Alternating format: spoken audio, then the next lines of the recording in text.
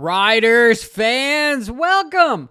It's Thursday, the Thursday before Thanksgiving. I know I've got that live giveaway for the month of November, and I know Thanksgiving is on a Thursday, so I got to figure out when I'm going to do the live show so that we can give away, it's probably some goggles, again, is what I'm going to do, because we're going to do some graphics, and that's going to be for Supercross, and talk about potentially a pipe for the end of Supercross. And I'm working with some of that stuff because those are bigger prizes here. But, if you want to join, it's easy. You become a channel member, get some sick-ass emojis, or if you want to support a little bit more on Patreon, you get double, triple entries, depending upon if you're an SOB or, a privateer dick. Just all my little deals that we've got going on here. And Jarrett says, how was your week, Johnny? And Ken is definitely changing the sport of dirt bikes. Yeah, dude, how many times are we talking about this? I am almost feeling like I'm beating a dead horse to death, meaning that the horse has already been dead, but it's just so interesting with what Kenny is doing. And for that, we'll just get right into it, and I'll give you my unfiltered 2 cents, because the information that I had was way prior to all this, where Kenny was talking with everybody under the sun, and he was talking with Suzuki for a while, and they were honestly kind of talking about potentially doing a KTM. Because Kenny's like, hey, I'm not, the way I believe it probably was, hey, if I'm going to go with your team, we can have good parts if we're on Suzuki, because they just don't make them. So if we go to KTM, that'll make sense. I still have the Red Bull deal, It just all kind of lines up. There's Red Bull gas. You could go with something like that. But I don't believe he is trying to be a factory rider, because he is a world supercross rider. We need to stop thinking about Kenny as an American rider anymore, because no, he is a world supercross rider. You think his interest has drastically changed from America to world? Yes, abso-effing-lutely. Kenny is no longer super worried about American supercross.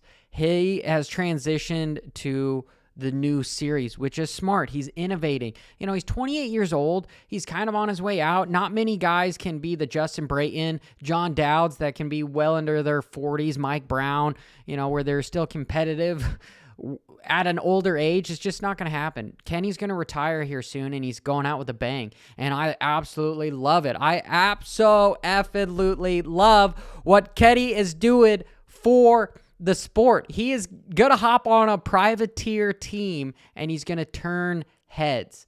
And where he's going is it's either Club, Genuine Honda, and Hemp Suzuki, because they have ties with American Supercross and also World Supercross right now. They understand the dynamic. They know what they can do. So let's just break it down.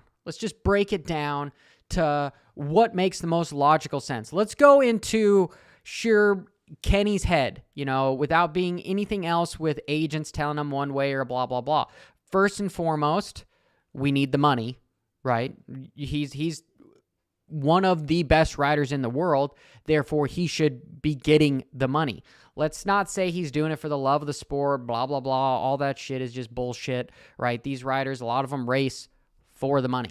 So, A, he wants to go with somebody that's going to give him the most dough. And would that be Genuine Honda? Right? He knows the bike is good. He's won on the bike. The thing that I want to be devil's advocate on is his relationship with Honda. There's no way Honda wants to give him, bonuses here in America for racing Honda Genuine when they've kind of burnt the bridge there. And Honda, factory Honda, they're kind of cutting ties with him. They've got Sexton to pay attention to. They've got Jet Lawrence to pay attention to. So Kenny's kind of just an afterthought at this point. But he's doing a damn good job of being a purple cow with making him think like, man, maybe we should have hopped on board. The problem with business is people don't innovate quickly. They try to hold on to stuff. I always use the terms, especially on my crypto channel, as far as BlackBerry And Kodak, BlackBerry's like, oh, business cell phones, they're only good for if you have a suit in a monkey suit. You got a tie, and you only use that. And then what does Steve Jobs come along, and he's like, here's my effing iPhone, guys. Go stick it up your butt, right? And totally ruins BlackBerry. And Kodak, they're the same a-holes that were like, people are always going to go to Walgreens and the pharmacy to print their photos. They're not going to take pictures, And then again, Steve Jobs comes in, is like, hey, here's a, 69 megapixel camera, blah, blah, blah. I digress, right? I digress. But, we're starting off with the Honda deal. So I believe the money's not quite there.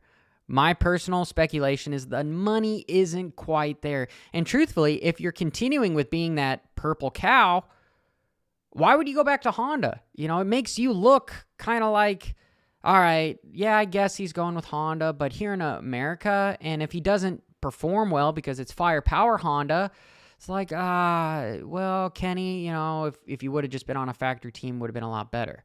Therefore, I'm kind of ruling out Honda. You guys can say in the chat what you're thinking. Dun, dun, dun. Oh, you guys are thinking because the red room, right? Red room, right? The yellow out here, the yellow sucks. Green actually looks pretty good in these. Damn, those lights are bright. The green looks good. Damn. Holy shit, now it's all blurry. Everything's all blurry. Well, those are actually outdoor lights. It's like staring at the sun. You shouldn't be doing that. But let's move on, right? Since we're on green here, could he be a Jason Anderson teammate? Potentially, but then you've got a conflict of interest with Red Bull and Monster Energy. That's giving away money right there. That's a no-brainer. No-brainer. Don't do it. He's probably locked up in here. People talking about his Fox deal. Again, you're kind of going with who can give you the most dough. Club MX, Yamaha. We like the Yamaha. He did real well at the Red Bull Straight Rhythm. Why wouldn't he be on Club MX? Why wouldn't he be on Club MX? They've got everything kind of hitting. They may have opportunity with some good bonuses with Yamaha. He hasn't really burnt the bridge with Yamaha in America. So, yeah, Yamaha seems pretty good. One problem. The only problem with the Club MX deal is how many other riders do they have? How many other people do they have to take care of? You've got a supreme purple cow, that's Ken Roczen. You need to give his ass attention. You need to give his ass all the attention, all the resources. Are you willing to separate the other riders and give out 90% of the resources and leave them on the back burner? You can't do it.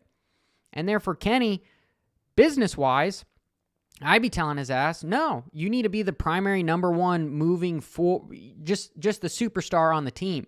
You need everybody involved with helping you win. And I don't think Club MX has got the resource in order to make that happen.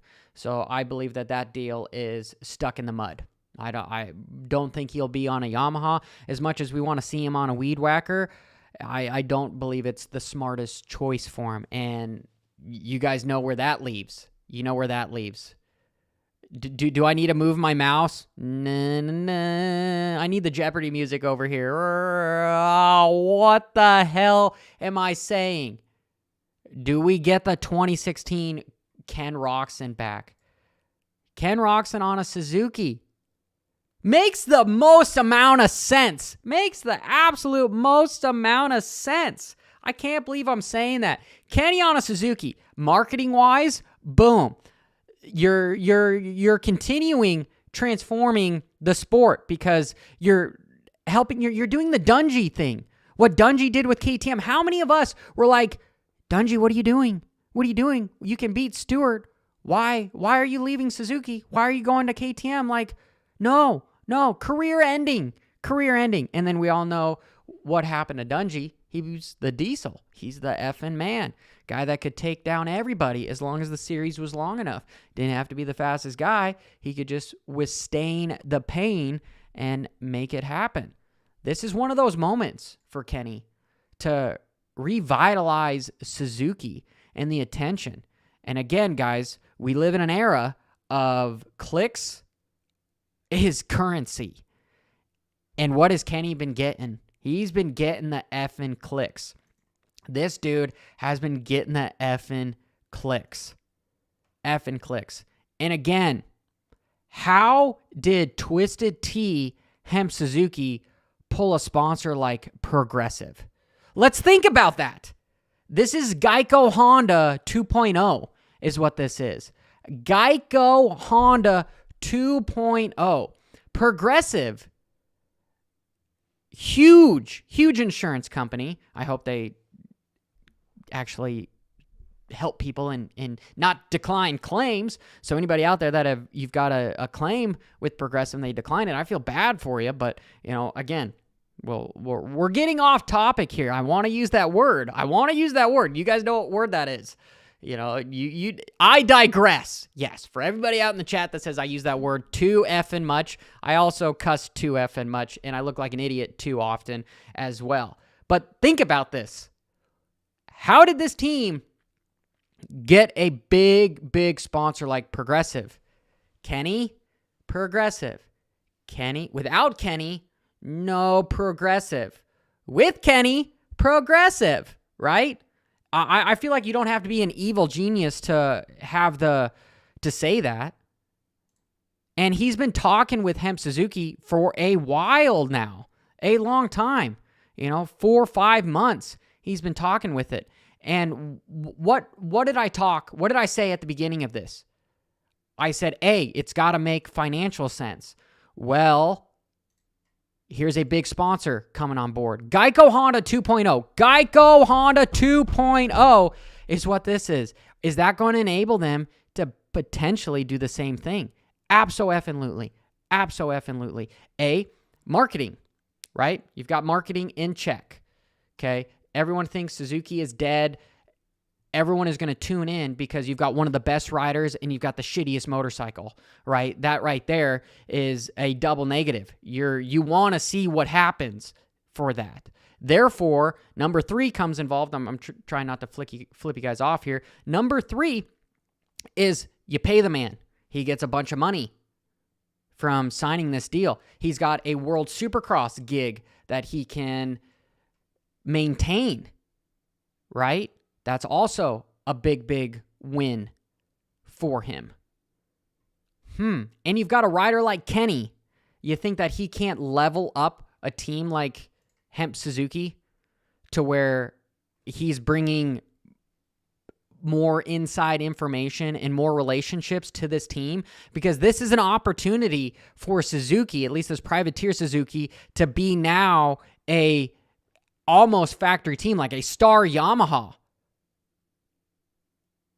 And if they become a star Yamaha, all of a sudden now they are a podium team where not only do they have Kenny moving later on when Kenny retires, now you're going to have the ACs and you're going to have the Justin Coopers and you're going to have these bigger name riders. Justin Cooper, I guess maybe that wasn't the best analogy, but you get what I mean. They're going to start pulling in big names for that team, like a Tomac, right? For Suzuki, this is the perfect business move for them. They need to do everything in their power to keep this rider. Everything in their power they need to do, guys. Even if we're throwing out some massive debt to have this happen, this needs to work out for us because the opportunity for us to move forward is huge. Astronomical growth is what we're talking here, and it's all because of a rider like Kenny. What Dungey did for KTM is what Roczen is going to do for Suzuki. And the other thing is bonuses. Do you think that they can maybe negotiate some bigger bonuses? Even if they can't pay Kenny, they could probably get with Suzuki because there's been rumors about Suzuki wanting to come back to the sport. And that's kind of what happened with MotoGP and blah, blah, blah, blah, blah. And they were trying to pull some big guys. But now you have this. I bet they could not have as much money up front, but they could go, hey, Kenny, you get on the podium, $200,000. You get a win, $250,000. Some silly number. And that'd work for here in America. But then what's Kenny's real issue here? His real issue is World Supercross. I truly believe that Kenny is not worried about American Supercross anymore. Been there, done that. You're going on for defending your championship and innovating in something like this. Guys, that's really my 2 cents here. Let's talk about the chat here, because you guys are going off here.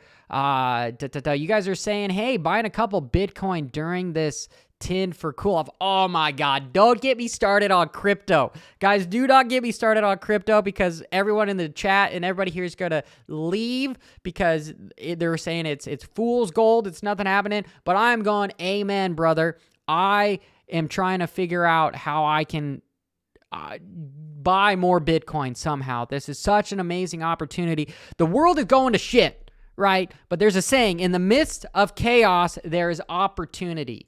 And everyone needs to stop thinking about all the negative. You turn on the news, you hear all this shit about FTX and To me, that is a clear signal that we are in a U-shaped recovery when it comes to inflation in the economy. And now's the time to start looking at how you can make something happen. If not financial advice, guys, not financial advice, but I told this with people during the pandemic is, guys, your stimulus check, throw it in effing Bitcoin. What happened? Bitcoin was at $4,000 at the time. It went to $70,000. You think you could have bought a dirt bike with that shit? Abso-effing-lutely. Even though you only got like $1,800, you could have bought a couple dirt bikes with that. And this is everybody that effing missed the opportunity when it came to stuff. Now's a good opportunity to get in. I'm not talking about stupid meme stocks, stupid AMC, GameStop, Dogecoin, Shiba, all that bullshit. No, stay the F away from that stuff. Not financial advice. Personally, what I'm doing is I'm buying more Ethereum and Bitcoin, and I'm holding for a while because it is changing the world. Bitcoin was designed as a decentralized entity that is like gold. It's deflationary, but in hindsight, it actually developed this technology called the blockchain that our governments are going to use to make it to where they can, steal your privacy and know all your payments and blah, blah, blah. It's going to be a private ledger. It's funny. Bitcoin developed what Be Your Own Bank is, and in return, it also developed the technology to destroy conservatism. So is that even a word? But anyway, actually, there's more people coming up here. Oh gosh, you guys are saying Ponzi coin. No, you know what the freaking Ponzi scheme was FTX. FTX was a Ponzi scheme, right? All these effing exchanges that have a stable coin that they're able to be a market maker and print their own shit. All they're doing is what our U.S. economy does.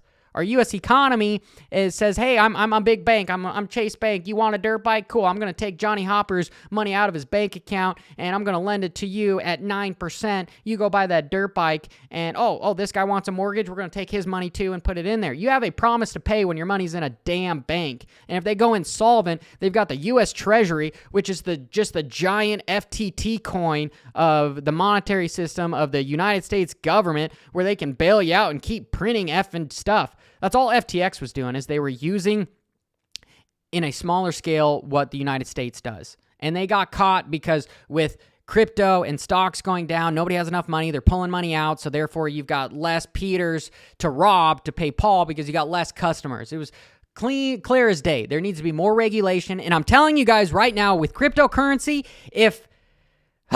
sorry, this is about dirt bikes, right? Last rant here that I'll end this. We'll talk back about everyone that missed crypto. It's got such a sour taste in people's mouth right now, is the perfect opportunity in the chaos to try to make life-changing money. You really think when crypto is no longer the wild, wild west and it is the regulated, yeah, it can still 2x, 10x your money, but it's not going to no longer 100x your money and Risk comes reward. Everybody in this effing chat room right now with me, you guys are risky SOBs because you race motorcycles or like motorcycle. You like the thrill, high risk, no reward, right? Crypto, in my opinion, not financial advice, it's just speculation, is right there with you guys. Right there with you guys. All the privateers and factory riders that I've talked to, they know effing nothing about it because they're simple-minded. They need to be thinking about the future. This is absolute the future. 99% of all the effing coins on there are going to go to zero, but you're going to be left with the Facebooks, the Googles, the Amazon, and I believe that is going to be Ethereum and Bitcoin, right? No. That's my point that everybody should be looking at, okay? No day trading bullshit, none of that stuff. You just dollar cost average into stuff. That's how you become wealthy. That's how we all become wealthy. All the riders out there right now, you just in your investment accounts, just start to purchase stuff, right? Everyone should be putting more money into the market right now because it is going to turn over. It is going to turn over. And everyone talks about the whole, you're supposed to buy low and sell high. Where the F is everything right now? It is low. Absolutely. Not just crypto. We're talking about Facebook. You think Facebook is effing going anywhere? It's had his shit tossed, and it's down. I'd have to look back, but it's down like 60%. I was like, buy effing Facebook. Do you use Instagram? I'm sure all of you guys in here use Instagram. Buy stuff that you use. If you have a Honda motorcycle, why not own a little bit of Honda stock, shares? You have a Toyota truck? Why not have that? You have an Apple iPhone? Go buy Apple. You're better off with spending $1,000 on Apple stock than you are this damn thing that's just going to waste your time. You'll make way more money doing that. But God dang it, guys. Woo! 103 people are in here, right? And I'm talking about investments. But honestly, everybody should be knowing more about this. Dun, dun, dun. Okay. JP, you guys are actually fairly receptive. I appreciate every single one of you in the chat here. I believe my blood pressure... Okay, let me look at my watch here. Dude, Coach, Rob, man, my stress is at 84 out of 100. Okay, my heart rate is doing 90 right now, and I'm just sitting here ranting about stuff. But it's good information, So what Eli Tomac and Ken Roczen... with the couple mil that they have, okay, not mil, but, they got paid like $500,000 to race the World Supercross, Go buy Bitcoin. You heard it. Sound real, this. Tomac, Kenny, buy Bitcoin. It's at $16,500 right now. Put $500,000 in that shit. Turn that shit into 3.5 real easy come 2025. Could you risk it and it could go to zero? Abso-effing-lutely. But again, what other asset that I could even come up with that says it's going to do something like that? You could say easily, go put it in gold. Go put it in gold. Well, 5 years from now, you'll have $250,000. Good for you. Good for you. Will you have much more than that? Probably not. Probably not. But there's a chance that it happens, right? Take the leap. Leap of faith. Don't mortgage your house. Don't buy credit cards with it. But the video game that you wanted or the 12-pack of beer that you're going to use this weekend, put it in something good, right?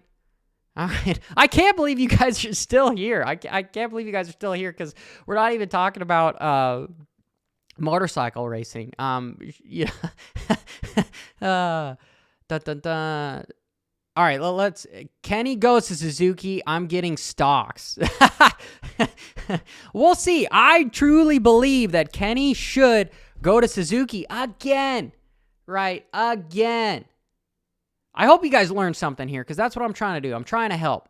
Okay? Progressive. This seems so ironic that you've got a big player here. When I've talked to Geico Honda about stuff, they were getting $1 million for the team. You think that they can't do something crazy if, let's say, Hem Suzuki, hypothetically, was getting $1 million to go racing? Do you think that they can make a damn good bike? We were proven that in the offseason that Kenny doesn't need a star effing Yamaha to beat a talent like Tomac with that genuine Honda. That genuine Honda was a badass effing bike. I've heard rumors that sucker was in 150,000, if not more, right? Makes absolutely perfect sense, though. because we were talking about Ryder D's bike, and Deegan's bike at Loretta being 50 G's. Why wouldn't this bike be there? These guys are used to spending big buku bucks. Okay. But I really think that he's going to end up with Suzuki. I just have a hunch that he's going to end up with Suzuki. Am I going to look like a complete ass if that doesn't happen? Yeah, there's been plenty of times that that's happened. But guess what? There has also been times where the speculation that I have done has turned out to be a damn good prediction. And I get some slack about how I analyze things. But truthfully, guys, there's a lot of information that I do give, but the way I present it, it's to protect the people that gave me the information, because we're in a sport right now where you're not supposed to leak information. You're not supposed to do this. So I come off as like, hey, what if? But again, that's the same thing that goes with my video 3 months ago about Kenny talking with Hemp Suzuki. Now it's just public knowledge and everybody's jumping on it. But I told you guys a while ago, I got like 70,000 views on it, like there's people know the shit that's going on, and we should just know it sooner. We should absolutely know it sooner. Okay. Last little thing. Do you guys think that Kenny could win on a Suzuki? Do you think Kenny could win on a Suzuki? In the chat room, guys. In the chat room. Do you think he could win? All right, you guys are saying, tell us more. I wonder what you guys want to know.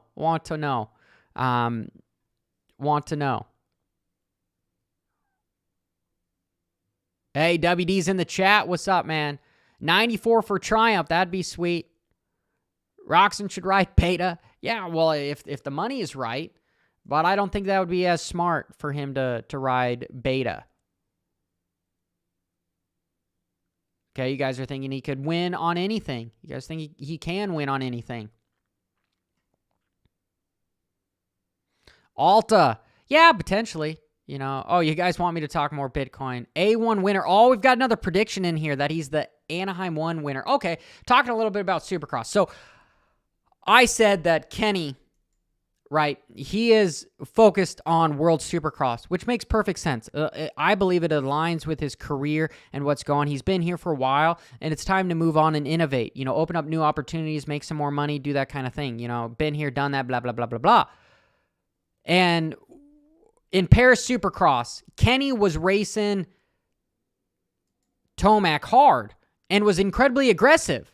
That's what we all want to see from Kenny, is him be abso-effing-lutely more aggressive, because he's always been kind of the dude that everyone just steals his lunch money. Cooper Webb has taken his lunch money I don't know how many times. We see it happen on the last lap. Just steals all of it.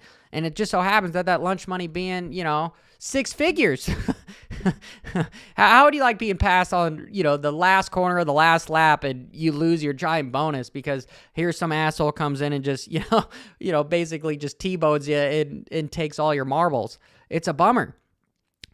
I don't think Tomac was being as aggressive because he's worried about American Supercross, where Kenny has nothing to lose.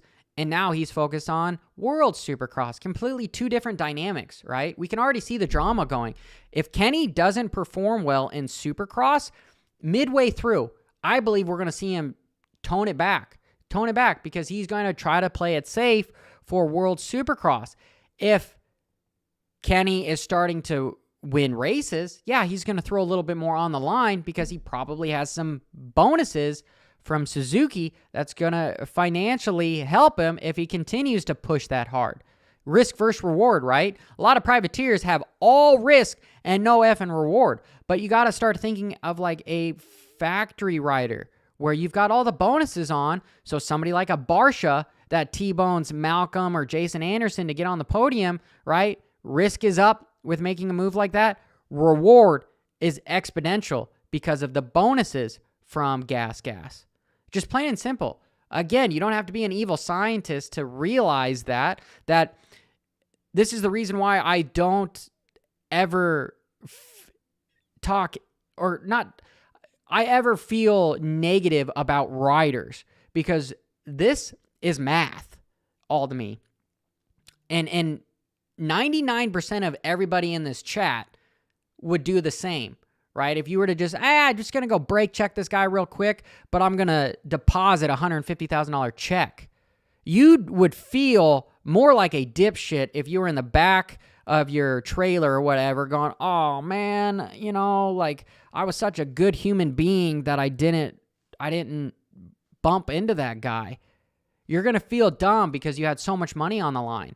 But if you did make that move and you got paid to do it, it just reinforces you that, hey, I need to do this and continue to do this. And hey, I got away with it. That's why the race directors need to do this, because then we won't have any more freezy accidents. Not that like some of that drama is helpful, but there's a time and a place for it where you need to be respectful and you also need to keep the riders safe. But financially, the riders are out there gladiators. They're just going to risk limb and everything for those dollars and the highlight reels and everything, right? We're humans. We're egotistical people that like to show off. That's what riders do. Riders enjoy not being chilling at a private track. They like going AWOL in front of 40,000 people. Yeah.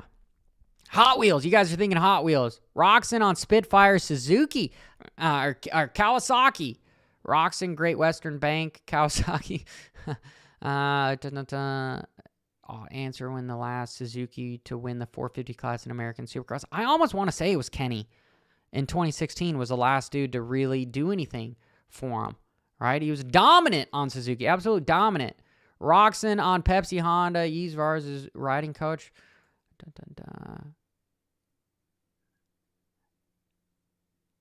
Potato Circus. I wonder if can he get into the flow. Yeah. I appreciate all you guys. You guys are badass in this chat room. You know, I enjoy doing this, and I'll continue to do this, even though there's not that much to talk about right now. We can talk about how the hell are you guys? It's Thursday. What are you doing for the weekend? You know, I've got a Spartan race that I'm getting ready for. Where I want to be in the top 100 of my age group, right? That's my own personal goals I got going on here. But no. I'm almost considering selling my dirt bike to buy Bitcoin. I know, doesn't that sound crazy? Sounds effing crazy. But in my mind, the way I've done in the books that I've read, I put $8,000 into Bitcoin. A couple years from now, I could buy effing 4 dirt bikes. Realistically, 2 dirt bikes. Okay. You know, turn $8,000 into 30. But Tomac was racing hard. Okay, Mark. Yeah, Tomac absolutely was racing hard, but he's a world-class athlete. You think he can't race hard and safe at the same time? By, you know, just, I'm going to ride at 100%, but I'm not going to just go over that limit just a little bit. Going over that limit is when shit happens and you get in trouble and you get hurt. Riders don't intend to get injured. Sometimes they just get injured. It's racing motorcycles is not about when you crash. It's about how hard you crash and how bad the injury is. We've all been there. Everybody here has probably visited the hospital quite a bit. You know, if you're a dad or a parent, you've probably had some doctor come up to you and be like, this is child abuse for your kid, right? I mean, no lie. Like, it's not a joke. That's just how it is. But we all teach a life lesson to our kids that, hey, you fall, you get back up. But of course, we do not want catastrophic stuff to happen. You know, honestly, all right, Johnny personal talk right now. I was humbled here recently. Josh Mosman with Motocross Action. Right, I had a decent conversation with him about my axillary nerve injury where I've got no muscle on it. I thought that I was relatively one of the only people with this kind of nerve damage. And Mosman was like, Johnny, you're an idiot. A lot of people have that. You know, he's like, Ricky Carmichael has it. Cubby has it, who does all the photos. Nate Adams has it. And I was just like, what the fuck? You guys have lived with this same injury? I did this when I was 9 years old. In 1999, nobody knew what it was. And he was telling me like, well, yeah, now we've got like this nerve transfer deal that I did in 2018. Like, it was crazy. It was just absolutely crazy. I just felt, there's a quote by Shakespeare that says, "He who sheds my blood is my brother." And everybody in this chat room and watches motocross and everything, you guys are all my brothers. You guys are my family. Even the ones that, don't speak that highly of. Like, I love all of you, right? Because we share a commonality when it comes to the dangers of this sport. And we love it because it's able to turn off that flow so much. But just because we live different lives, I've got rapport with you because of motorcycles. And it was awesome. I just was like, damn, dude, that is effing crazy. I thought I was the only one out here. And then to come to find out, there's a lot of people that have no shoulder muscle because of the damn thing. But anyway, that's just a little bit of Johnny, therapy session talk where I'm telling you guys some shit that's going down in my actual life, right? Because again, that's kind of what this live is for. Roczen on a Bud Light KTM, that would be awesome. Roczen on a Cooksey Media Yamaha. Cooksey, how the hell are you going to pay for Roczen to sponsor? What kind of loan is he getting? Has he gotten a mortgage and bought Bitcoin with? Maybe he could do that in a few years now because he'll have a couple $1 million to give Roczen. But I like the comment. Like the comment. Just rebuilt a 1994 YZ80. Heck yeah, go two strokes, go Kickstarters. Dun dun dun. Ooh, dang, Neil. You were 12 and had a transfer to hold your arm and socket. Damn. Yeah, see, look at all this shit, man. Life is rough. Life is rough, right? We're all molded as this little piece of clay, and it's up to you to decide who you turn out to be, but our experiences kind of define who we are. That's why I love talking with different people, because I also realize that you are the average of the 5 people you spend the most time with. Right? You spend the most time with a bunch of donuts. Unfortunately, you're kind of destined to be a donut, right? I don't know, shilly analogy, right? But that's what we do. We're SOBs that race dirt bikes and ride dirt bikes and sometimes don't make the best decisions. But therefore, we're family, like-minded individuals. Brothers don't shake hands, they hug. Absolutely, absolutely. What do you think? Stellar. I have 70,000 shares, and I think I can make life-changing money from it. Honestly, Stellar's what, like 4 cents right now? Dun, dun, dun. It's possible, dude. Anything is possible. I'm answering Weston right now.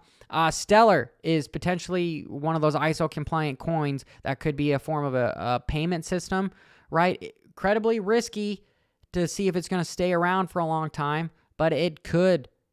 It absolutely could. It's risk versus reward. What are you willing? Are you willing it to go to zero? Yeah, if you're willing to let it go to zero, let it effing go through, because it might make life-changing money. I'll tell you right now, I don't own 70,000 shares of Stellar, but I own quite a bit. I do own some Stellar for that same reason, that it's going to win. But I do know that 99% of all the, 10,000 coins out there are going to go to effing zero. Anybody that tells you differently, they're just, they're not up to par. It's way risky, right? Way risky. Roczen, a Chevy trucks, Kawasaki. You guys are killing me. You guys are killing me with this stuff. Dun dun dun. Johnny, should I buy the FTX dip? DJ, don't buy FTX. That's for sure. Hey, new subscriber, Nate Dog 565. Like it, buddy. And I'm sure that 565 is your motocross number. So hats off to you, brother.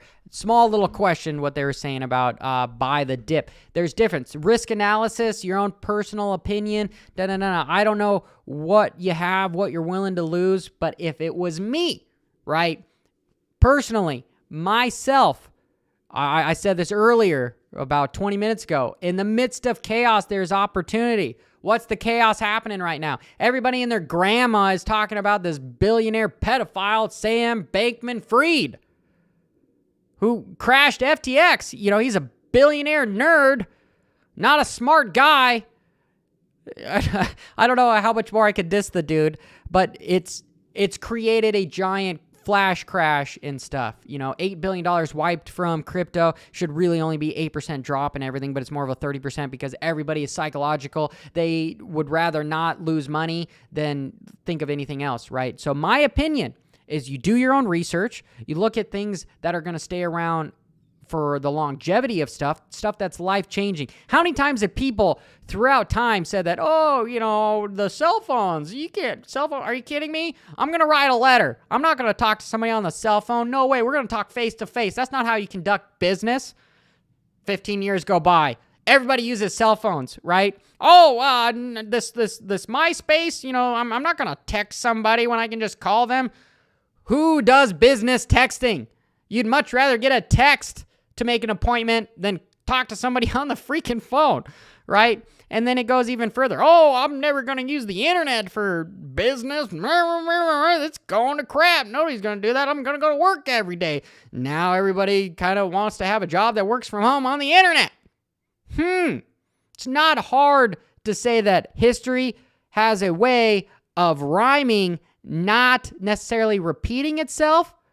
But if I'm just thinking this SWIFT system, when we talk about transferring money, right, it's the world interlope telecommunication system on how we transfer money. Like, how often do you transfer money for something and it takes you 7 fucking days to get your money? You want to just put your head through a wall because you're like, it's my money. Why does it take this long?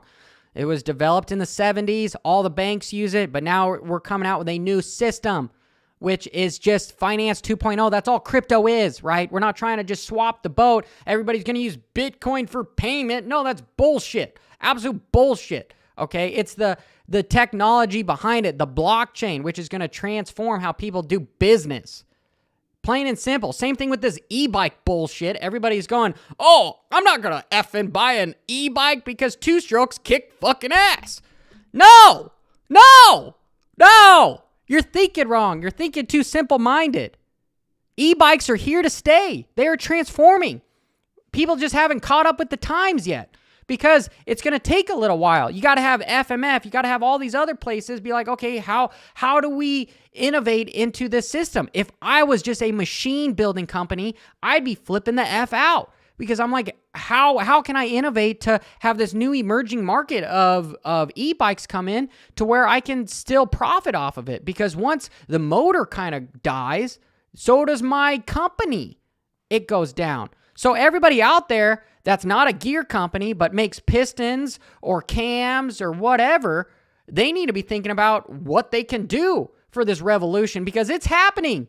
It's absolutely happening. Like, okay, look, back at my screen here. Ken Roczen. E-bike.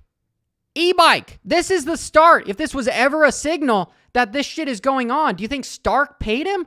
If I was Stark and he was in here, I sure as hell would call Kenny up. I'd be like, yo, Kenny, hey, man, I know that, this is a reenactment, right? So I'm the CEO of Stark.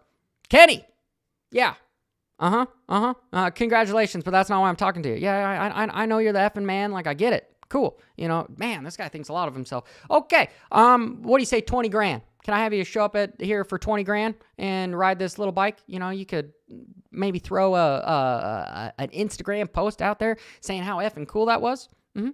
Cool. You want 30? Damn. Okay. Can we do 30? Yeah, we can do 30. Cool. Done deal. Bam. Right? If I was the owner of Stark, that's exactly what I effing would have done. And then Kenny would call back. You know what? These 50. Make it 50. Okay. 45. Deal. 45 grand. Probably not exactly how it happened, but you guys get the idea that that's exactly what I'd be doing because this is a revolution that is happening and it's going to happen. Honda, everybody are going to have e-bikes. Triumph, like when Triumph, I'm hearing all these rumors, not rumors, but you see it on the internet where Triumph is having a motocross team in 2024 and blah, blah, blah. I would hate to be trying to make new dirt bikes right now. You need to be starting to try to make e-bikes. That's what Triumph should be doing, is being ready to be the first one blown. So when the electronic class gets accepted, you've got all this R&D behind it, and you're able to be the leader of the pack. That's what they should be thinking. It's happening. And that's kind of my rant about crypto, is it's It's going to change how finances run, how banks connect to each other. Yes, they're going to try to do it. Yes, there's going to be more regulation. Yes, FTX and all this stuff is going under. Good effing, it's good. I'm glad it happened. I'm bummed that people lost millions of dollars, right? With Three Arrows Capital, Celsius, blah, blah, blah. But also the same people that put their money in Celsius, they were expecting 18% return. 18% return. A credit card company, you pay them 18%. Now somebody else is going to be like, oh, you put my money here, no regulation, blah, blah, 18%. Like, dude, you're freaking stupid for thinking that was going to be a long-term way of going about it. Do you know how the U.S. Treasury makes money? It is a law for banks to buy bonds. They have to buy a certain percentage of bonds, and the Treasury guarantees them 2% back for investing in them. Guaranteed. That is a no-risk deal. Why do you think banks give you 0.03% back? They're getting 2% back from the U.S. Treasury. They give you this shitty interest of 0.3, right?